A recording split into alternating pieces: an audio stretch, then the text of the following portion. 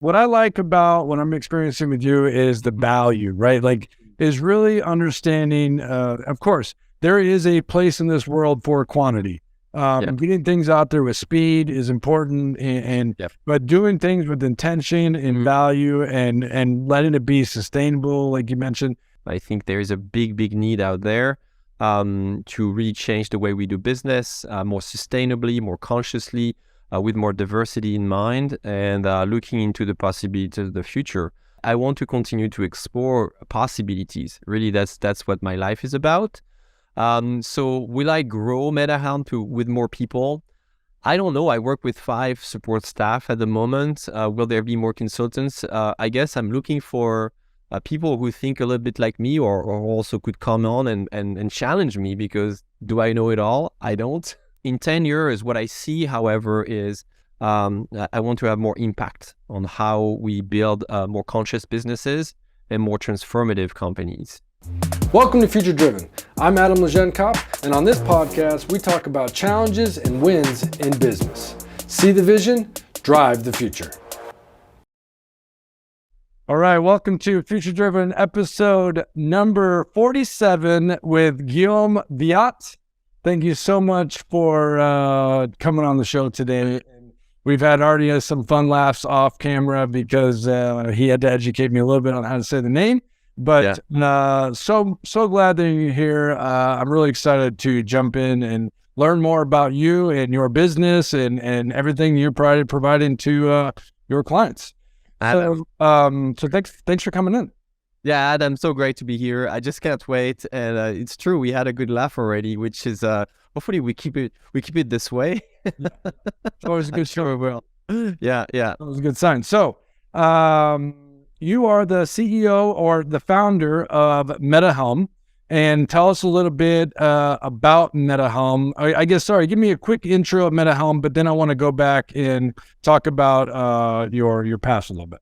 So MetaHelm is a strategy consulting firm. We provide business consulting services, and we focus on something called strategic narrative. And what a strategic narrative is a little bit different than business storytelling. People think it's the same, but a strategic narrative helps you do basically 2 things. It helps you give your company a stronger sense of direction and more traction, so make people more excited, more motivated. It's a system, in fact, of stories and processes and values that we build over time with the founders, CEOs, business owners. And my focus is on professional services firms, so consulting firms, engineering, software development, a little bit of marketing and design sometimes, but that's my background. I've been in this industry for over 25 years, and that's what I focus on. We're based in West Seattle. You may hear a little bit of an accent because I'm from France. I started working on this over 25 years ago in Europe. That's where it started, and then because I fell in love with a U.S. citizen, my wife Dina, who's from Seattle, I relocated here with her in 2008, which was such a great time to come here with no network, a broken English, and try to sell your consulting services in the middle of a financial crisis. I say that with irony, but it was actually, looking back, one of the best decisions I made in my life. Well, that's beautiful. So give us before we get to 2008, because obviously some things happened prior to that. Give us a little bit about your background, your career background. Kind of what was your career made up to prior to maybe 08? Prior to 08, my career was made up of a patchwork of things. I grew up very curious and also very lucky to have parents and a family environment that would just give me access to tons of different things and disciplines. And if I wanted to learn music or mechanics or a new language, it was actually fairly possible. So I've been very privileged in that regard. And I always cultivated and nourished this. And I thought when as a kid, I thought my life would never be just one career, get a job and that's your title and that's what you do until retirement. I was really against this model. although that's what my parents wanted me to do. So I went to business school. I majored in finance. I also went to conservatory and graduated with a degree in jazz. And then I studied marketing. I work in software. So really a big variety of things, which gave me the habit, and the skills to understand businesses in the very broad sense. I can work with today. I can work with many different areas. But back to my background, back to your question. I went to business school, and then I wanted to be. So my dad's a doctor, but I never wanted to be a doctor. He tried to expose me to medicine, and I can't stand the blood. I can't stand, sight of blood. So he's a surgeon. He took me a few times to the OR, and I fainted, and it was like the shame for him. Like, okay, but I knew I wanted to be in the capacity where I would help people in a way. And so very quickly, I developed this sense for how you listen to people, how you advise people, how you can help them. At first, I thought it was a lot about talking and giving advice, and then I realized through the year that it was more about asking the right questions. Yeah. And one day, I was a young consultant, so I started in consulting. I went to. And, I talked around to my teachers and I said, well, what do I do to be a good consultant? And I go, well, you have to work, for the big firms. And, so I'm like, okay, I'll try that. I was hired by a big firm when I was 27 or 28. And I lasted a few years, maybe 2-3 years, and I was miserable because... What years was that? 1998. And this would have been in France? Yeah, I was in France, yes. Okay. And interestingly, at that time, I was hired by an American consulting firm, 2 of them. EDS, Electronic Data System, founded by Ross Perot, then later on acquired by Hewlett-Packard, and then A.T. Kearney, it's a strategy consulting firm. I think they're based initially out of Chicago. Okay. I was hired by for the Paris office. And I was very proud. It was really interesting, but I was very miserable there because it was so formatted. So, it was really kind of putting you in this cookie cutter kind of box of how you think and what you should say and how you should dress as well. And I'm a very creative guy. I'm an artist, and I would push the boundaries all the time and push back about how we do things. I'm an innovator. And so I thought maybe it's better that I build my own company. So I started my first company with a few other colleagues from those firms. It was 1999. It was really in the midst of the .com boom, and we started a company that was a digital platform to buy and purchase industrial supplies. Like all sorts of supplies, office supplies, mechanical supplies. So our job was to build this platform and to help facilitate transactions. So that was my first company. That was fun. And then we realized that, okay, what really matters then is the content. Like you can't set up those digital platforms. You can't deliver on that value proposition if you don't have the right content. So we started another company that focused on that, how to create industrial-based content. And at the time, just for people for context here, today we all go on Amazon or all those websites and we expect the content to be there. Like it's normal. It's actually today the content is digitally created, natively digital. But at the time, it was all paper-based, right? It was still the age of paper catalogs, and so all those large organizations were thinking, "That's great. We want to digitally transform, but we've got 1 million items in all those catalogs. How do we take this from an online platform?" And so we would help them do that. So it was a very manual work. It was a very process-driven work, but we have to be extremely creative to do this quickly and accurately. And we learned along the way about how you categorize things. So it was a very interesting project. We had clients all over Europe. As a young project director, traveled a lot. And what I learned from this experience was that really you could have the best strategy, the best technology solution you want. If people are not aligned, if people are not motivated, if we're not on the same page, then it's worth nothing. So, and I also at the same time I burnt out a little bit. I was not married, didn't have a family. All that mattered was my career, to be honest, and have some fun with my buddies. And I thought that's not the life I really want. So I slowed down and started studying other techniques and sciences, meditation, Chinese medicine, and I was trying to really heal myself from a start that was really a little bit off my authentic track, or what I call now my authentic track. Looking back, I'm like, I can see it, but at the time I couldn't see it. And so I started this third company that was a coaching and training company where we would help people with their interpersonal relationships, both in the personal space and in the professional space. A company called Thaïlis, based in Lyon. And because I came to this venture with a technology background, I started building products that were assessment products you could take online. That was really the golden age of all that era of like going online and answering questions and having some kind of reformatted information come back to you with some insights about your personality, what you could do differently. So it was really fascinating. And then I moved to the United States for personal reasons for the personal reasons that I explained earlier.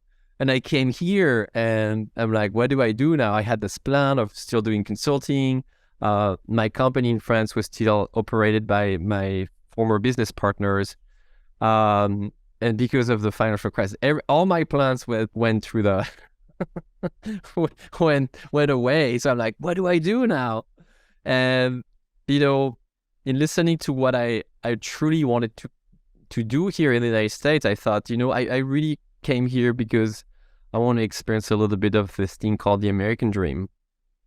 Like, how do you do this? So I was still looking for jobs. No one could first of all, as you experienced, very few people could say even say my name. No one could understand what's on my resume, all those companies I helped.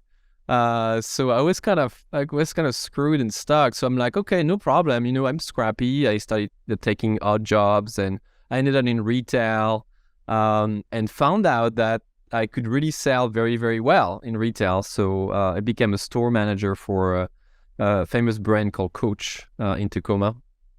So let's stop there. Let's go. So very into the ground. No, that was great. And so for me, I guess I just want to make sure I was tracking. So you after the third company, you left France with your at time or now wife. Yeah, we were married already. Yeah. And you landed here in Seattle in 2008? Yeah, in Tacoma. Great. Summer of 2008. Yeah, and so then that's when you started to go into retail because of the circumstances of 2008 and everything. And but you landed with a really nice brand with Coach. Yeah. So what value, I guess, did you learn from experiencing that brand, even in the retail space? Mm-hmm. Kind of what brought, how did that help you eventually get to MetaHelm? Fortunately, Coach was very much about people. It was very much about empowering people. It's a brand that had invested at the time. I left Coach, over a decade ago now, so I don't know, maybe it has changed. But at the time, it had invested heavily in training people and empowering people and shaping a retail model that feels more like the one we know now, where it's more about, we recognize that consumers know more than us sometimes in retail sales, right? But it was the beginning of that trend, and I think that Coach had seen that coming, and so I learned so much. First of all, my intent going into retail was, first of all, to learn the culture, like talk to people, And, through my interactions and my questions with them, just know, like, how do people live? What are their interests? Whether their passion, their needs, their struggles. It was such a great way for me to access and understand the American culture here in the Northwest and in the suburbs of Seattle. I just wanted to belong. That's my only goal, and I got a paycheck, and it was fun, and I was a good salesperson. So I learned so much, and I learned some really good, I think, business practices, and culturally, cultural American business practices within that brand. That was really what I took away from that experience at him. So for me, what year did you launch MetaHelm?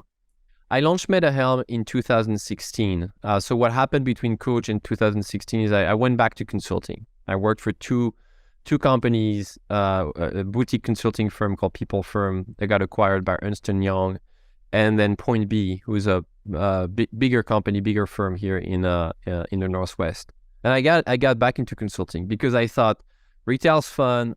It was great. I killed it. It was very successful. And I mean successful in terms of numbers, but also relationship. I had built a team in my store that was very, very unique, but I'm still a consultant at heart. I came back, I want to go back to consulting. So eventually I went back to consulting. I worked for the big firms, and guess what? The same thing happened then, at the first place in my career. I thought, this is great, but it's really, I'm an entrepreneur at heart, so I'm going to start my own consulting firm again. I'm a serial troublemaker. And so I started MetaHelm in 2016, looking at what I had seen in professional services firm, and seeing a bunch of things that were not okay for me, like the way we the way we show up in front of client. I think has to change. Has to evolve. The way we do marketing, the way we shape offers. So many firms, are scared to specialize or to really believe in their intuition to provide what's of value to their clients, but also how it aligns with their values and who they are as people. That's how you become the best advisors, is by aligning what your client care for, what they want, but also why it makes your heart beat. Now you have to bring some passion. You have to bring in some energy to this work. And I think that so many firms still are learning this. Yeah, absolutely. And I really enjoyed your eBook, Strategic Narrative. And I liked the way it was a quick read, which is always nice. It flowed visually, and it was a really, would you call it a bit of a thesis or a premise of your practices? So tell us a little bit about what strategic narrative is and how that helps really all organizations as we embark, on storytelling and engaging with the customer and the clients and so forth. So first of all, the book is it's a 13 minutes read. I first wrote a manuscript for a book that could have been 250 pages, and I put it in the trash because I thought that's great, but honestly, if it were me, that's not the kind of book I would want to read. I would want to read a quick read that is visual, that is punchy, thought-provoking. And so I thought, how about we take all those ideas and we package them in a book that reads in 10 minutes, that's visual, kind of like a children's book. Yeah. Yeah. So if you get that feel, that's why I did this. And the other thing is that I'm a consultant. Consultants typically know how to use presentation design software. And I wrote this book in Apple Keynote. So I view very, very authentically.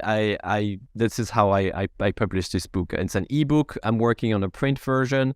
And you asked me what strategic narrative is. Strategic narrative is the thing that you feel when you go buy from a company that has this energy. You don't know why exactly, but you're drawn to it. You're drawn to it. It feels like a movement. It feels like everything they do applies or is relevant to you. And it not only shows up in their branding, in their marketing. Most people think, oh yeah, it's a branding thing. Yeah.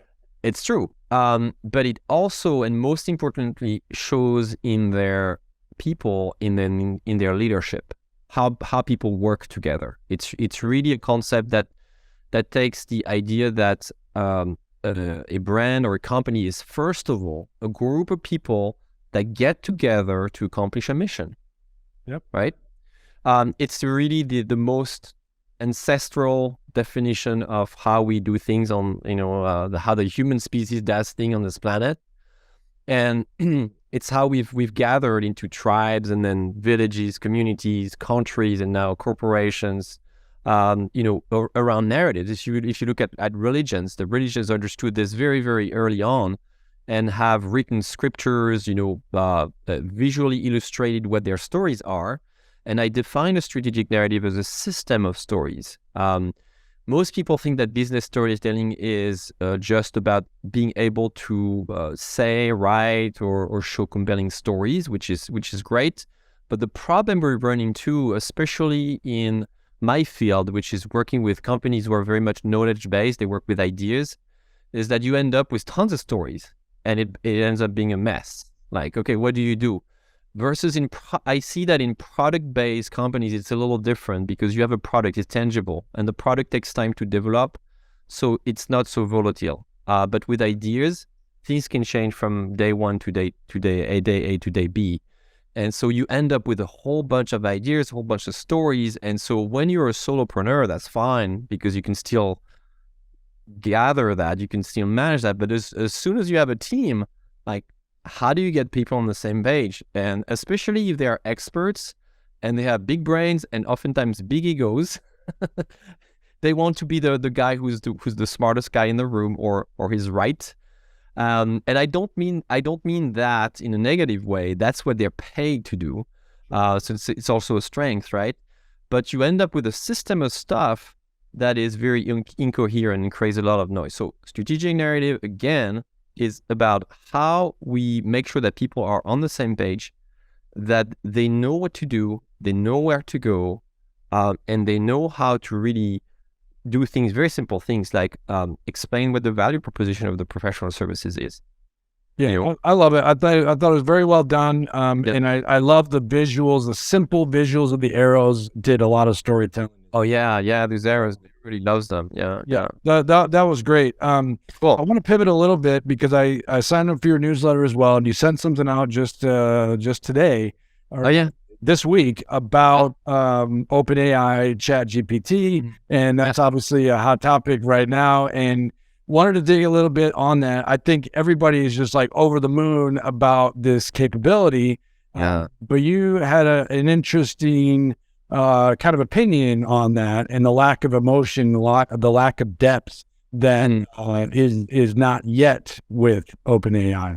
So pretty interesting. Kind of give us what's your thoughts on, I guess, content writing and storytelling with machine learning and the advantages and disadvantages of that. Many people see that machine learning presents huge opportunities. AI, I was just going to say AI. Yeah. Because there are differences, but let's make it simple. They see it as a huge opportunity and a huge threats. Why? It's because they consider that, for content development, they see content development as this way to appeal people with more ideas. They see as the outside thing you do. And so they go, great, we're going to be able to push more content faster and cheaper.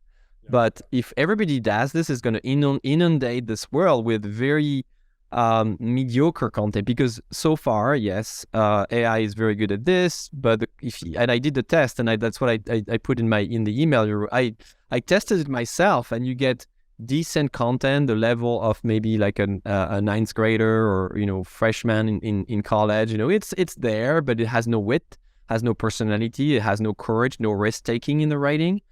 And so we're going to end up with a bunch of content that feels and looks like that. So my opinion is that if you invest a little bit into writing, into developing ideas that stand out, this is a really, really good time to do that and not just rely on automated vanilla content to do more content marketing. So this opens up to this possibility. So what does this require? That requires that you have the courage to spend a little bit of time experimenting with writing. And I see, and people tell me, oh yeah, well, we have a marketing department that does that. But I also see now CEOs and CEOs of very prominent brands doing this, carving out an hour or two in their busy week to write a 300-word article, 300 to 400-word article, to really express a personal opinion with a voice that stands out and that adds to the brand, that just adds to how they differentiate in the market. They invest in that, and I think that's the future right there. More and more, we're going to seek a human touch in our interactions, and through branding and marketing, I think it's going to be a strong differentiator here. Yeah, I mean, it's so much in life of it, and I don't need to tell you this, but it is storytelling, right? It is storytelling and engaging. I saw a great video on LinkedIn the other day about somebody who got a cup of coffee, and the storytelling that they got from the barista within that 3 minutes of that cup of coffee was, memorable for them. And it was engaging, and it wasn't just about getting the product out the door and moving on to the next one, but simultaneously this barista was engaging with the customer, telling the story to the point where now he was then communicating it beyond that, and it really stuck with him. And so there's opportunities are abundant to storytell, engage, and no matter what industry you're in, which is why MetaHelm exists. And I really think everybody should be downloading Strategic Narrative. I found it very enlightening. I thought it was a great read. So congratulations on all that work. I feel like that is a culmination of a lot of your career and your learnings. What year did you launch that? Is that recent? Yeah, MetaHelm was founded in 2016. That book took me, like I said, it was a long process because I ditched a big manuscript that I had spent months writing. The quote, I'm sorry I didn't have time to write a shorter letter. Writing a short piece like this takes more time than writing a long piece. So it's probably one summit in my career, but now I have ideas for at least 3 other books of the same genre. So in the future, I see myself pursuing this path of expertise, thought leadership, and trying to always be a couple steps or a few steps forward ahead of my clients to really help them see what's coming. And so that will require me to continue using my creative ability to research new and shape and package new ideas like that. That's great. So let's shift a little bit beyond into the future. What do you obviously going deep on OpenAI is not in your future, but I don't know. Well, I guess I shouldn't say that. But challenging that space, challenging the value of that. But give us a little bit about where MetaHelm is going, where you're personally going in your career, and what do you envision? Well, I just want to comment and with my answer into that, the comment you just made. When the CD and the DVD was launched, really there was people that were really crazy about it, and others said, "Wow, this is never going to go anywhere." For instance, I don't know if you knew this, but the concept of movie theater, right, was invented in 1901 by the French, the Light brothers, les Frères Lumière in Lyon in 1901. They're the first to organize a paid show of a 30 seconds movie in Lyon. They invited the press and the public, and everybody went there and came out frightened and said, this has no future. This will never go anywhere, right? So my comment with OpenAI is like, we'll see. It has. We're starting to figure it out and how it. And so the reason why I wanted to comment is because in my future, what do I see? I want to continue to explore possibilities. Really, that's what my life is about. So will I grow MetaHelm with more people? I don't know. I work with 5 support staff at the moment. Will there be more consultants? I guess I'm looking for people who think a little bit like me or also could come on and challenge me, because do I know it all? I don't. But I don't have a strict plan for how much people I want to onboard and how big I want to grow. In 10 years, what I see, however, is I want to have more impact on how we build more conscious businesses and more transformative companies. I think there is a big need out there to really change the way we do business more sustainably, more consciously, with more diversity in mind, and looking into the possibilities of the future. Another aspect that is kind of in my DNA is that I'm looking forward to do more international work. I already do international work. So my clients are in the Middle East, in Europe, because of my background and my ties and my network. Yeah. So it's kind of natural for me to go there. But I would love to stay in Seattle. I love this area. This is just such a great place, and operate and irradiate, even further. So that's what the future looks like for me. But what do I know? I learned in my life that everybody has a plan until they get punched in the face. That's a quote by Mike Tyson. Yep. My favorite philosopher. That's nice. So that's great. I appreciate that, and you're right. I think what I like about what I'm experiencing with you is the value, right? Like, is really understanding. Of course, there is a place in this world for quantity. Getting things out there with speed is important, but doing things with intention and value, and letting it be sustainable, like you mentioned, that those are all.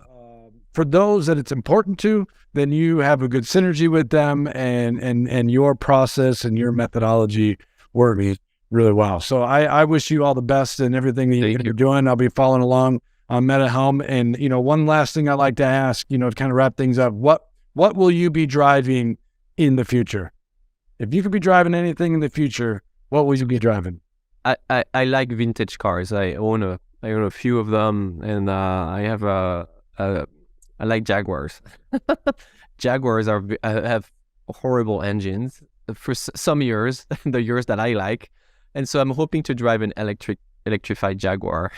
Ah, there you go. Have you seen the new, I just saw images of the new, I know it's a Lexus, but it's, was it a Lexus? But it was an electric Lexus that is like already sold out through, it's amazing, these cars that are coming out. Yeah. I think it's incredible. Yeah, it's crazy the advancement in the recent years. So looking forward to more of these. But I meant an electric vintage Jaguar. That's mine. Oh, that's cool. That's what I meant. Not a new one. Well, you're gonna have to maybe manufacture that one yourself. But I think it's starting to exist, and not for the model I want yet. But I'm sure there's people I could ask out there. So they're gonna bring back throwback models of. Previous, that would be incredible. Yeah, it already exists on Porsches and old Volkswagens. Are they brand new builds, or are they rebuilds? They take vintage cars. They literally gut them out, keep the chassis and the body, and they make adjustments. And also they improve, a bunch of features, like they electrify the seats. Then at that point you can just add as much as you want, but oh, that's cool. I like that. That's a good answer.